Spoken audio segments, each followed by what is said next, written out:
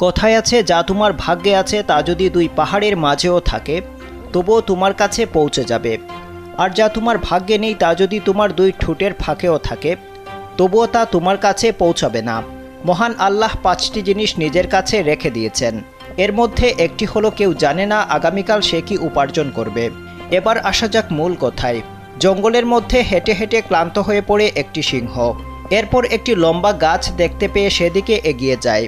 খাবারের খুঁজে রোদের মধ্যে হাঁটতে হাঁটতে ক্লান্ত হয়ে ওই গাছের ছায়ায় বসে পড়ে সে। এ সময় গাছ থেকে ভারী কিছু একটা সিংহের পেছনে পড়ে। সাথে সাথে সিংহটি উঠে সেখানে যায়। গিয়ে দেখতে পায় একটি আস্ত হরিণ পড়ে আছে, কিন্তু হরিণটি কোথা থেকে এলো তা বুঝতে না পেরে এদিক সেদিক তাকাতে থাকে বনের রাজা। ঘটনাটি ঘটেছে কেনিয়ার মাসাই মারা অঞ্চলে। স্থানীয় সংবাদ মাধ্যম জানিয়েছে, একটি চিতাবাঘ হরিণটি শিকার করে গাছের ডালেই রেখে গিয়েছিল। এরপর ওই গাছের নিচে আসে সিংহটি। ঠিক সেই সময় গাছের ডাল থেকে হরিণটি পিছলে পড়ে যায়। শিকার না করেই হাতের কাছেই শিকার পেয়ে অবাক হয়ে যায় সিংহ।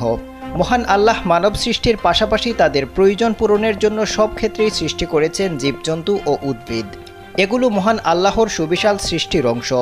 জমিনে বিচরণকারী সব প্রাণীর রিজিকের দায়িত্ব মহান আল্লাহর।